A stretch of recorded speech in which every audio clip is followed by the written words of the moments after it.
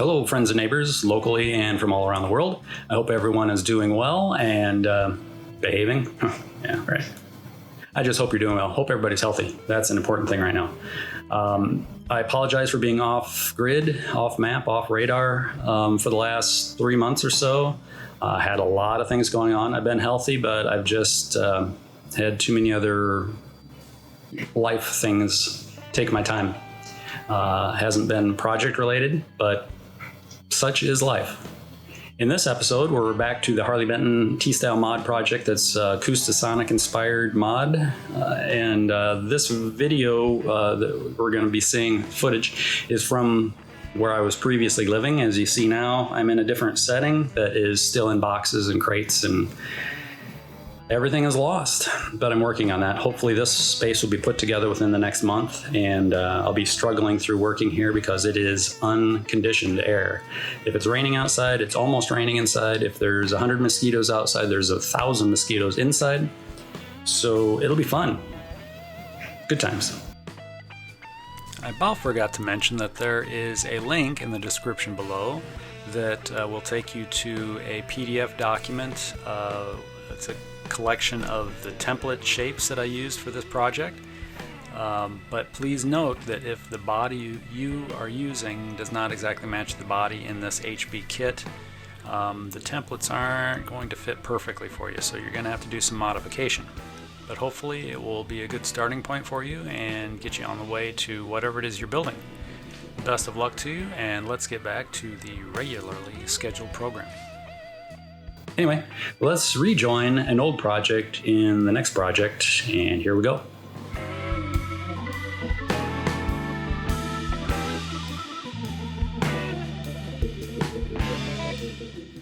And here I'm back at it. I just cannot leave things well enough alone. I am doing a little bit of whittling and out of focus sanding here. Trying to get the shape of the neck itself tied back into the heel area a little bit better than it came from the factory. It was a pretty simple process. I did use a sharp chisel for a change, which was a great help actually. I think that comes highly recommended. I recommend you sharpen your chisels before you use them. Typically I don't, but it sure does help.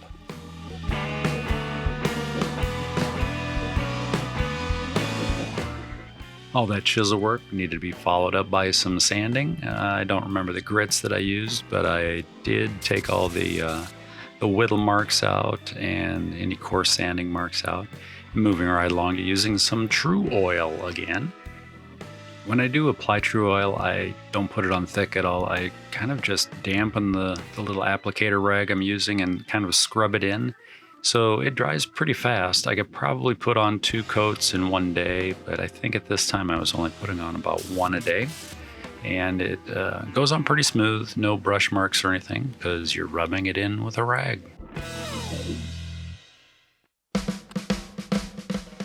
You may recall that I had mentioned the neck pocket wasn't really cut perfectly in this kit when I got it.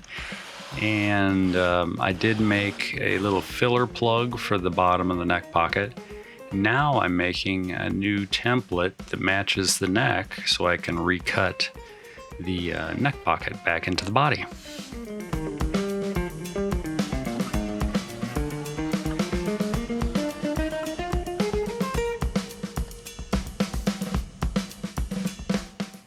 Getting some measurements made, this template lined up with the center line of the body, figured out how deep I will need to cut approximately. I think I went a little bit shallow yet actually, but we can get there. And here I'm using a palm router or a laminate router, whatever you like calling it, and getting a new depth cut to the pocket.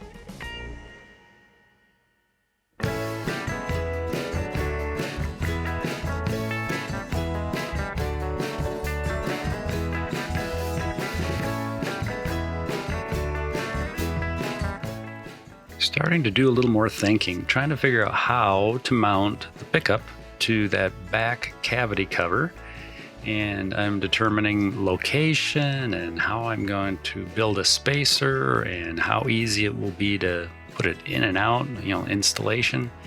And as I was working on this, and here I'm using actually one of the original bridge plates for a guide actually. But I started thinking, how am I going to get everything in there? I'm probably going to need to add a battery also.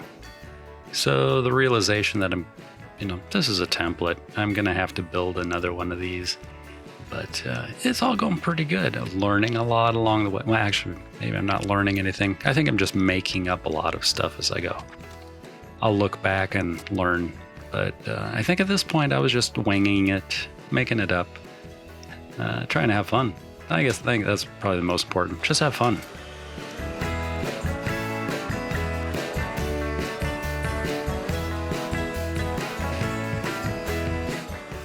Using material that I had on hand, I decided to use some pickguard plastic and cut these little triangular pieces that I will stack up.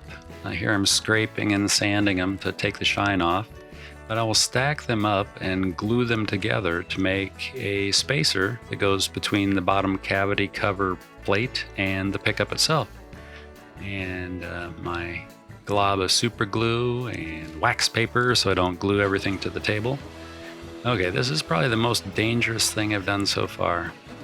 Trying to smooth the edge of that spacer with my table router. That did make me pretty nervous.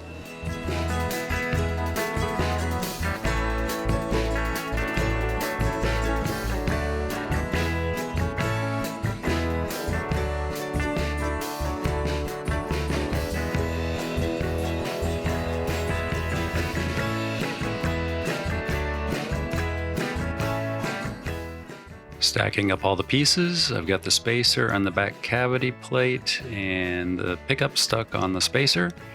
A few screws and springs in it temporarily to see if everything fits, and I think it will work.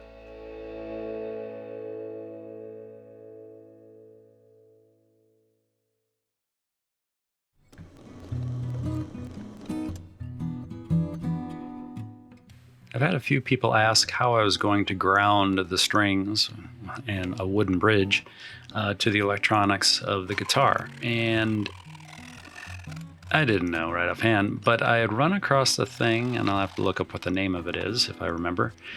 Stu Max sells one, I think it's like $35 for a little piece of brass like this. It has some holes drilled in it that match the peg holes for your strings that go through the bridge. So the thought is that the string, metal string, will go through the wooden bridge and contact this brass plate inside the guitar. So I should be able to solder a ground lead to that brass plate and tie that to my electronics. So that should resolve any ground issues I may have.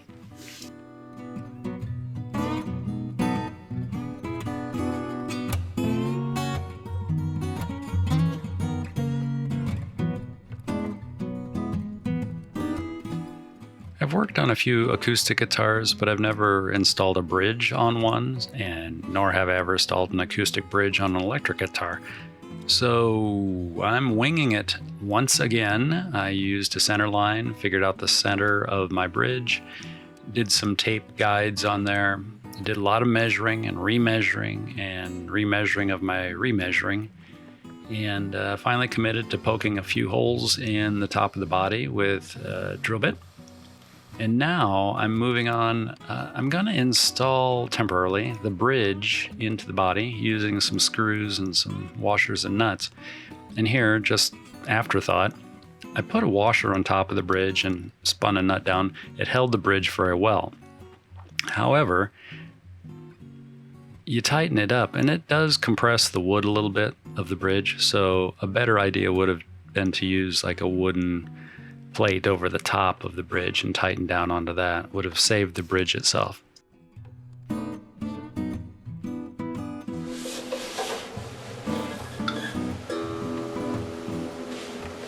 Just a quick little intonation test to see how close I have the bridge to where it needs to be. I think I was just a few cents sharp. As it is, it's just clamped on the top now.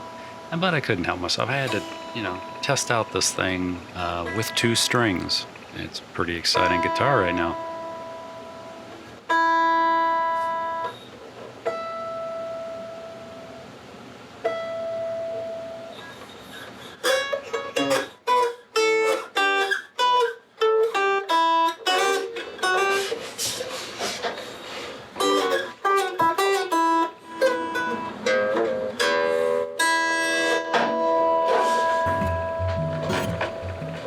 Thank you again for tuning in and watching another episode of this project. I do apologize for being gone for so long, but I'm hoping in the near future to get back to this guitar project and my great guitar 21 build that I need to wrap up really quick before the 22 competition starts.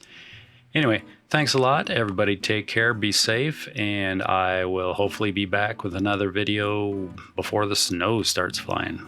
Take care.